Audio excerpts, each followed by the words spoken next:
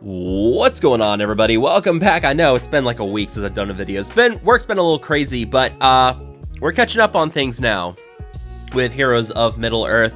And to really start things off for June, I'm gonna kind of just talk about what I'm working on with my roster, what I'm planning on focusing on, kind of break that all down, talk about the upcoming event for Arwen. I see people in my guild are already unlocking Arwen through the offers. I'm gonna wait for her marquee event to go live, though I did end up buying one of those 1,000 gem chests to see how much I got out of it. Spoilers, I think I only got like 1,000 shards or 17 shards out of it, so not a lot there from that chest. We'll kind of talk about that once we get Arwen unlocked, the best way to start preparing for Arwen to take her 5 stars, if that's something you're interested in. We'll break that all down in a future video, but today we're just kind of talking about what I'm working on with my roster, where I'm at, my mindset going forward, especially with the Elrond Legendary coming here within the next month or two probably. Talk about what I'm focusing on to get ready for that, and other teams that I'm slowly building up, and just kind of breaking that all down in today's video. So if you guys do enjoy this video, find it helpful or informative, make sure to hit that like button, share this video, subscribe to the channel. Let's dive right into it.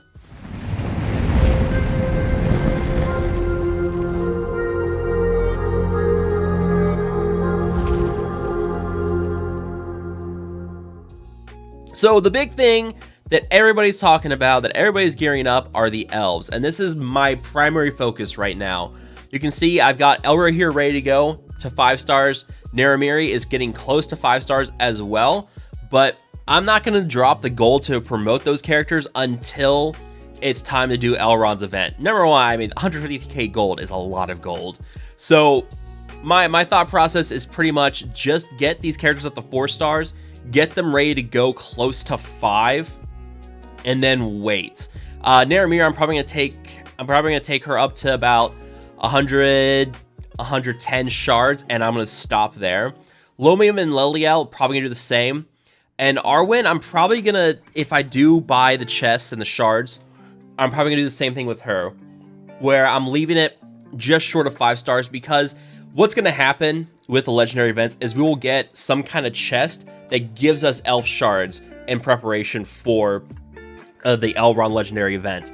And that's going to be my plan, is to buy some of those chests so that I can get these characters ready to go. Now, I mean, I'm going to have to think a little bit more on that one, especially with Elrond coming as well. We know Elrond's coming, and that will be, the best team's probably going to be the Rivendell Elves plus probably Naramiri for the sustain for the legendary event.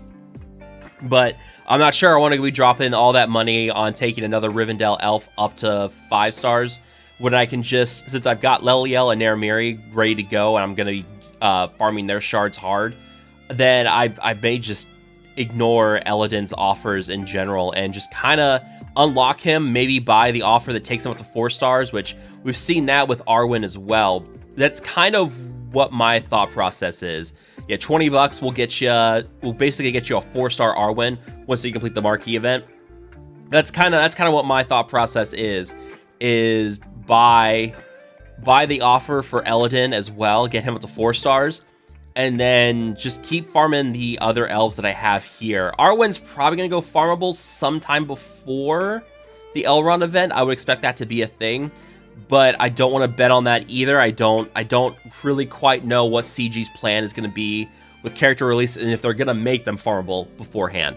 So, yeah, it's going to be a tricky one. It's kind of betting on what CG's going to do, and if I'm wrong, well, then I'm going to kind of screw myself. But I don't want to be in a position where I'm not going to be able to do footage with Elrond and the legendary event and everything else, because I decided to like wait too long. So yeah, I'm probably gonna buy some of the Arwen gem offers as they show up, and pretty much my thought process with this is use my arena payouts, get gems, and then use those gems to buy these shard chests for Arwen.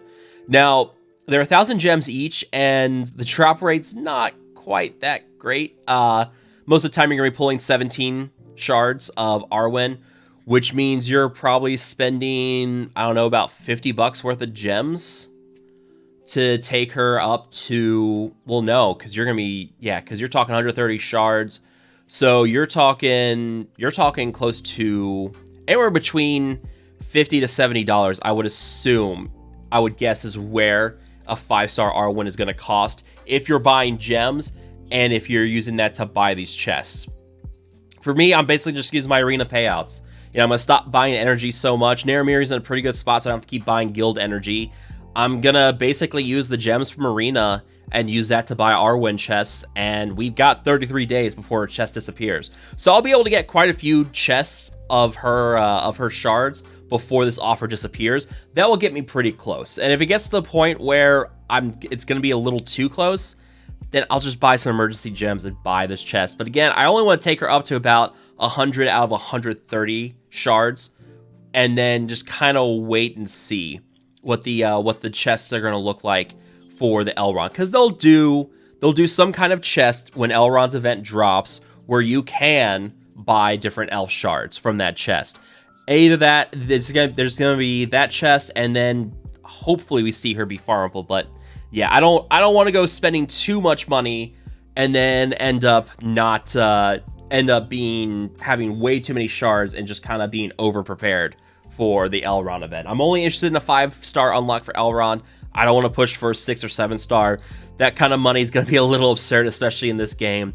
People are doing the math. Basically, it's like, I don't know, like $400 to $500 to get a 7-star marquee character, which is a little ridiculous. So I'm not really gonna do that. But anyways, moving on from Elves, there's other things to talk about. So in terms of what else I'm working on right now, I'm at the point where I'm trying to finish up my campaign progression. I'm getting pretty close on light.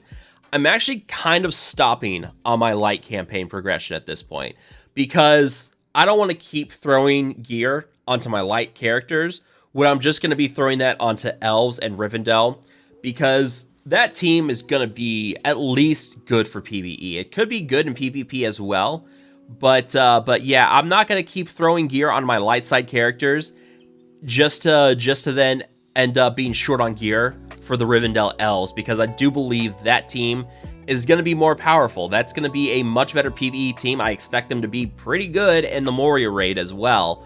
And then for Shadow, I'm slowly working my way up. This node is absolutely kicking my butt. This guy right here sucks in that final node. Yeah, this node's kicking my butt right now, but my Shadow campaign team right now is pretty much a combination of Isengard. So I'm running Ugluk, Azak, Dunhar, Mauher, and Gaz Ironhide. I'm working on Gruhur the Brute, trying to level him up a little bit more. I'm going to stop that now because I need to use those gems on Arwen's chest. But Brute's kind of starting to overtake Gaz for me, and Brute's really, really, really strong. But yeah, that's really only something you can buy from the supply section. Gaz is still great. Like, there's no problem with Gaz. I just like Brute a little bit better. But yeah, I mean, my Shadow campaign team is those Isengard 4 characters plus Gaz. People keep telling me to try using Morza, and maybe at some point I will. Where is Morza? I know he's here somewhere. Oh yeah, Morza right here.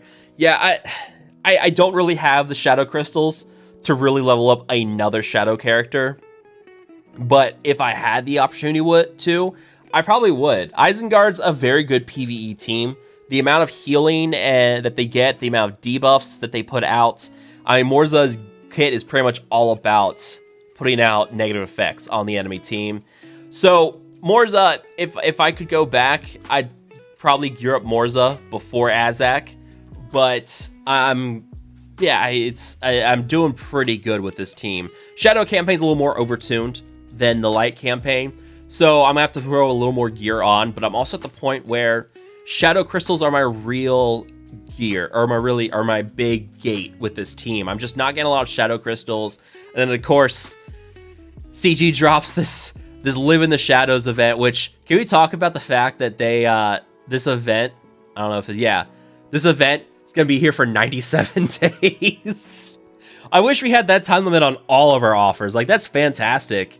Yeah, this dropped yesterday, and I was like, man, I'm gonna hold off. I gotta pay rent first, and then we'll worry about Arwen and her shards.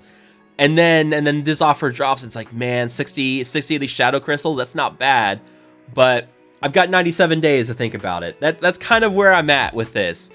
So at this point, with my focus on the campaign teams, the question is, what else am I working on? So my arena team is a combination of Rohan with Ugluk and Brute in arena.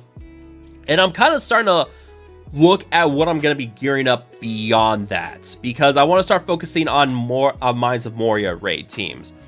And right now, I mean, the one I've said that I'm pretty high on for endgame PvE content, that it's one that I think down the road I'll start working on them. Now, at some point I'll do the tier 2 of the same event, but to do it, you basically need like level 40 to 50 hobbits with tier 6 or tier 7 gear on them.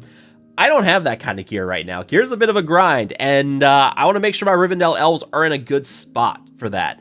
So this is a team I've got on the back burner for now, but as I get the spare gear, I'll throw it on Road to Rivendell. Strider's part of my arena team. I don't have the Rohan tree. I have Eomer and Eowyn, and then I have Strider instead of Eothane. Eothane's kind of fallen off, which is a bit of a shame, but Strider's part of my arena team, so I've got him built up. But yeah, I mean, this is one team I really do want to try out in PvE. I think they're going to be good in PvE content like the raid, and we'll have to see how that all pans out. But I need way more gear than what I'm getting right now, and I don't know, maybe they'll throw out a whole bunch of offers when Elrond's legendary drops. I'm sure they'll do some here, buy these offers to gear up Elrond. So I'm sure I'll have more gear at that point to throw onto this team. But right now, this is like a tertiary team that I'm working on. Rivendell Elves is my main focus, along with the Isengard team with a Shadow campaign. And yeah, this is a team I'm going to focus on after that. In terms of other teams, I mean, I'm not too worried about arena right now. So Mordor is not a heavy focus on me. Like there's no real reason for me to focus on Mordor for arena right now, because I'm just not going to really use them. And I'm trying to think what else. Misty Mountain is, and that's mostly goblins, but again, goblins are mostly an arena team. You don't want to use them for campaigns. They're not even what I'm really bothering with. I took Grimpa up a little bit, but then I got better tanks, and yeah, Grimpa got dropped pretty quickly. There's really no one else that I'm kind of focusing on right now.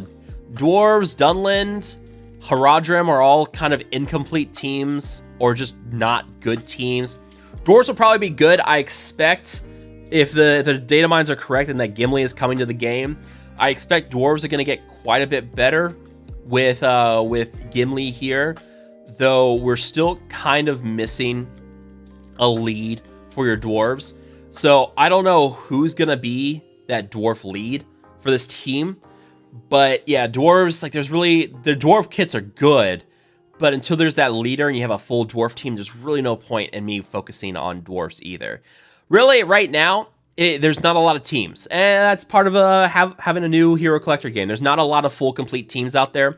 We'll see more here in the future, but yeah, this was me just kind of talking about what I'm planning on working on right now, my plans for the near future. We'll probably do this once a month, like at the beginning of the month, just kind of talking about what I'm working on and kind of give my thoughts on the new upcoming teams and just kind of break it all down. But yeah, that's going to wrap up this video. Let me know what you guys think. Are you guys working on someone different? Are you guys working on the same thing? Questions, concerns, thoughts, ideas? Drop them down below in the comments section as always. If you guys have enjoyed this video, make sure to hit that like button, subscribe to the channel. I will see you guys next time.